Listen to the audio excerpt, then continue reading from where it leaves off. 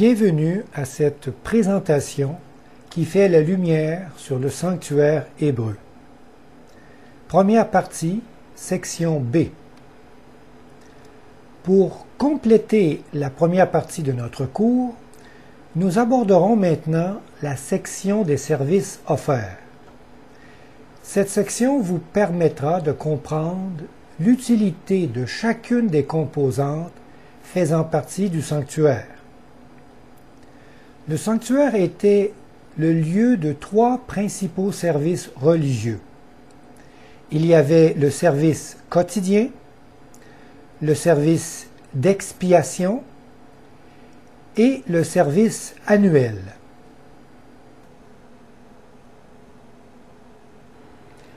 Ces trois services ont tous un rapport avec l'expiation du péché.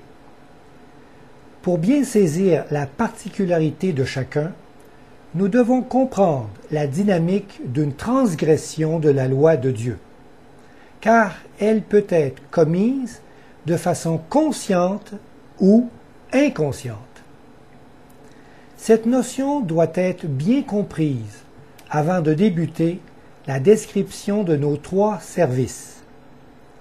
Il y a donc deux types de péchés de base: le péché volontaire et le péché involontaire. On peut décrire le péché volontaire ainsi. C'est un acte conscient, une transgression des règles, une désobéissance, commis par un choix délibéré, en ayant connaissance de la loi de Dieu.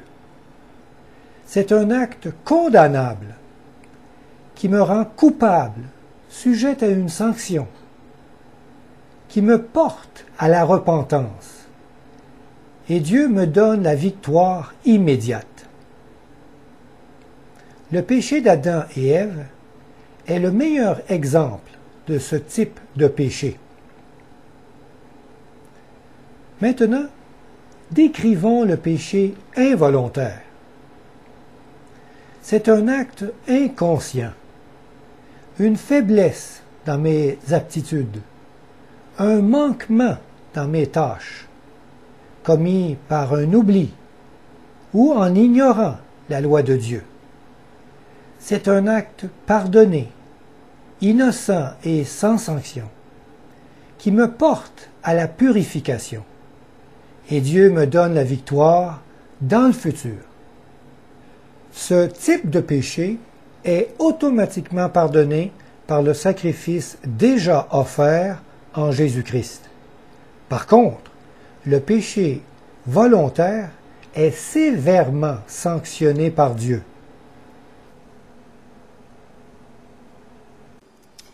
Si c'est une personne qui a péché involontairement, elle offrira une chèvre d'1 an en sacrifice pour le péché. Le sacrificateur fera l'expiation pour la personne qui a péché involontairement devant l'Éternel. Quand il aura fait l'expiation pour elle, il lui sera pardonné. Pour l'indigène parmi les enfants d'Israël et pour l'étranger en séjour au milieu d'eux, il y aura pour vous une même loi quand on péchera involontairement. Mais si quelqu'un, indigène ou étranger, agit la main levée, il outrage l'Éternel. Celui-là sera retranché du milieu de son peuple. Il a méprisé la parole de l'Éternel et il a violé son commandement. Celui-là sera retranché. Il portera la peine de son iniquité. La connaissance de ces deux types de péchés donne maintenant une meilleure compréhension au texte sacré des Saintes Écritures. Voici quelques exemples de textes qui doivent être utilisés uniquement dans le contexte du péché volontaire. Dans Romains 6, 23, il est écrit « Le salaire du péché, c'est la mort ». Ici, il est question d'un péché conscient. Dans Jean 8, 11, Jésus dit « Va et ne pêche plus. Ici, Jésus nous parle de transgression volontaire. Dans Matthieu 5, 48, il est écrit « Soyez parfaits, comme votre Père céleste est parfait. » Ici aussi, Jésus nous parle de ne plus se rebeller contre Dieu. Voici d'autres textes qui doivent être utilisés uniquement dans le contexte du péché involontaire. Dans 1 Jean 5,16, il est écrit « Il y a des péchés qui ne mènent pas à la mort. » Ici, Jean nous demande de prier les uns les autres expressément pour nos faiblesses humaines. Dans Ecclésiaste 7,20, il est écrit « Il n'y a pas sur la terre d'homme qui ne pêche jamais. » Ici, le sage nous parle de péché involontaire, car plusieurs hommes de Dieu ont eu la victoire définitive sur leur transgression. Dans Romains 7, 21, il est écrit « Quand je veux faire le bien, le mal est attaché à moi. » Dans ce texte, l'apôtre Paul exprime son désarroi de se voir en faute par faiblesse. Si nous utilisons ces derniers textes dans l'idée d'un péché conscient, nous dénaturons le sens véritable de l'Évangile.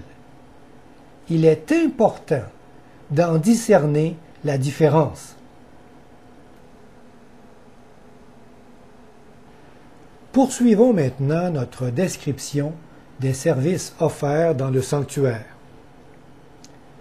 Débutons par le premier service, le quotidien.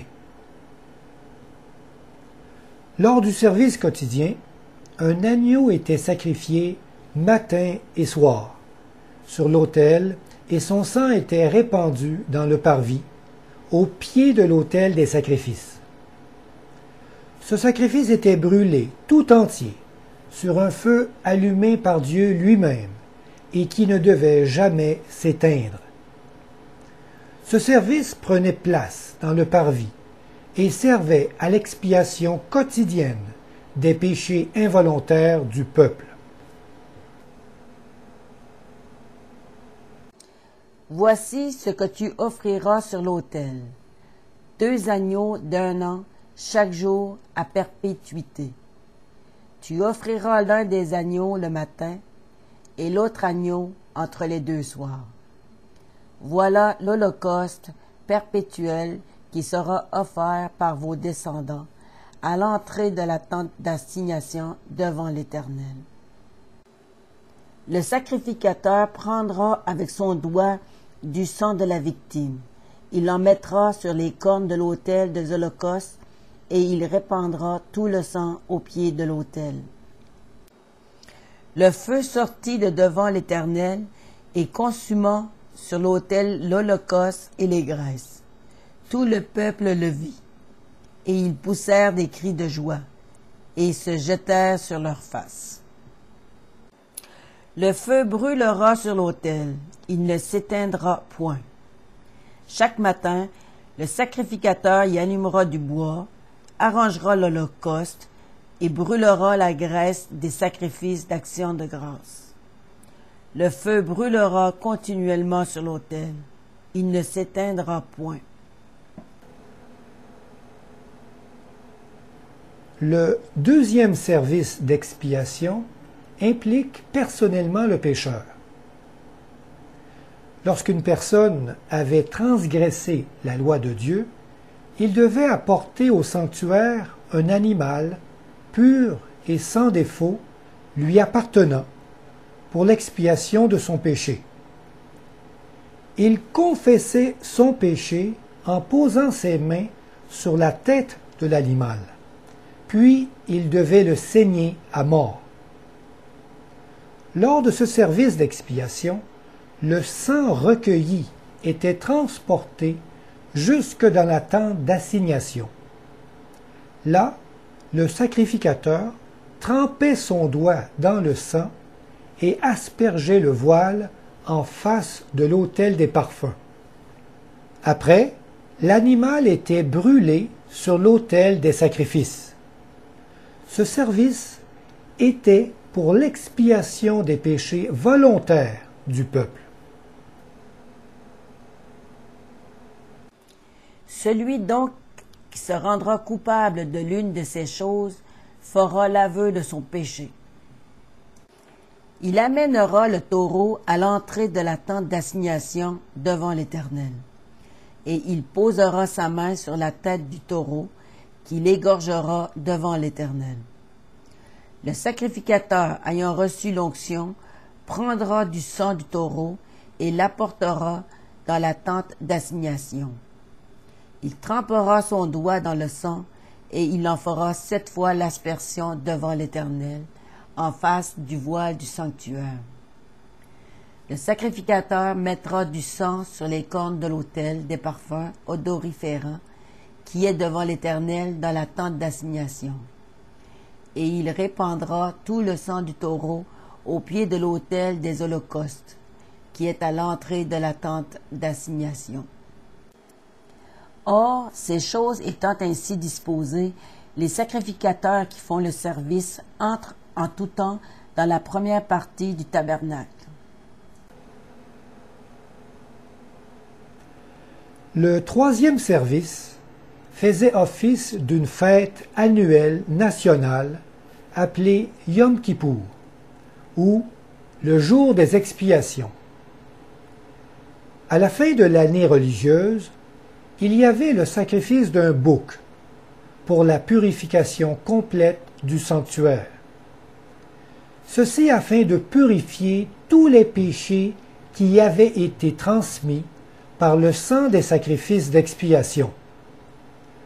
Ce service permettait l'effacement définitif des péchés qui avaient contaminé le sanctuaire durant toute l'année.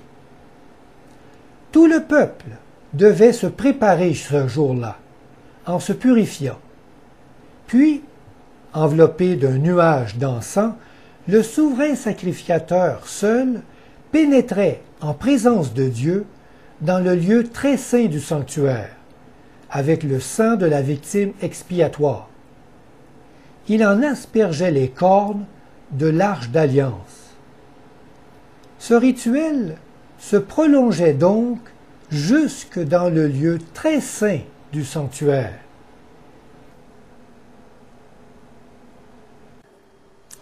C'est ici pour vous une loi perpétuelle.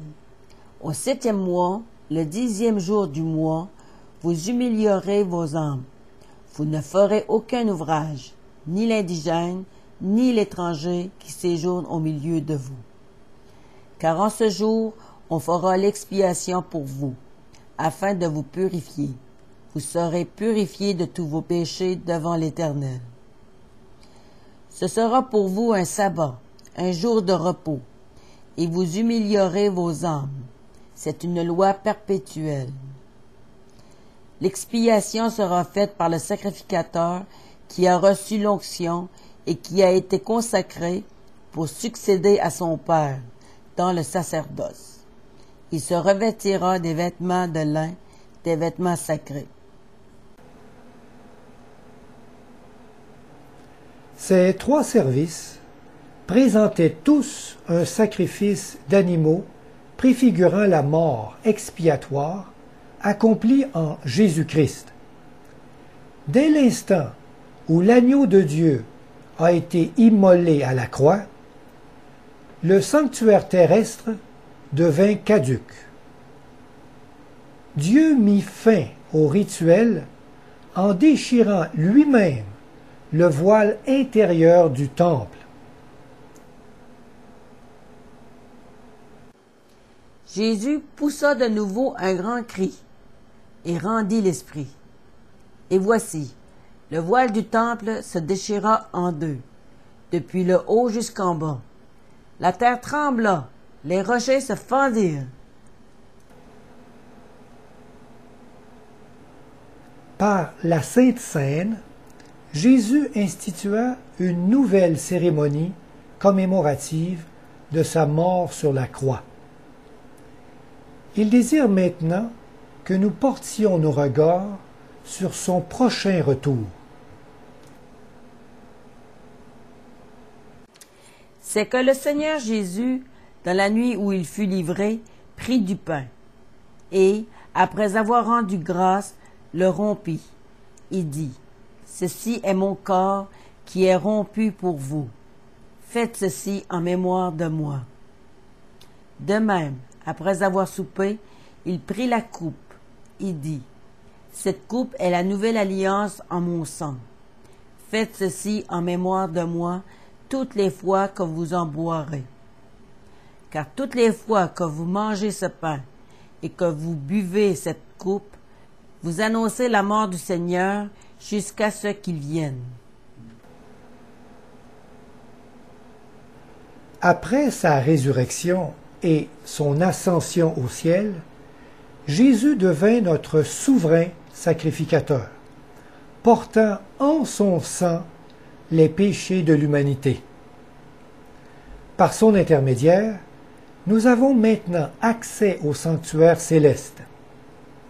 Avec gratitude, nous pouvons entrer avec lui dans son ministère d'expiation du péché, afin de participer activement à son œuvre de purification. Le Saint-Esprit montrait par là que le chemin du lieu très saint n'était pas encore ouvert tant que le premier tabernacle subsistait. C'est une figure pour le temps actuel où l'on présente des offrandes et des sacrifices qui ne peuvent rendre parfait sous le rapport de la conscience celui qui rend ce culte. Ainsi donc, frères, puisque nous avons, au moyen du sang de Jésus, une libre entrée dans le sanctuaire par la route nouvelle et vivante qu'il a inaugurée pour nous au travers du voile, c'est-à-dire de sa chair, et puisque nous avons un souverain sacrificateur établi sur la maison de Dieu, approchons-nous avec un cœur sincère dans la plénitude de la foi, les cœurs purifiés d'une mauvaise conscience et le corps lavé d'une eau pure. Approchons-nous donc avec assurance du trône de la grâce, afin d'obtenir miséricorde et de trouver grâce pour être secouru dans nos besoins. Si quelqu'un me sert, qu'il me suive, et là où je suis, là aussi sera mon serviteur.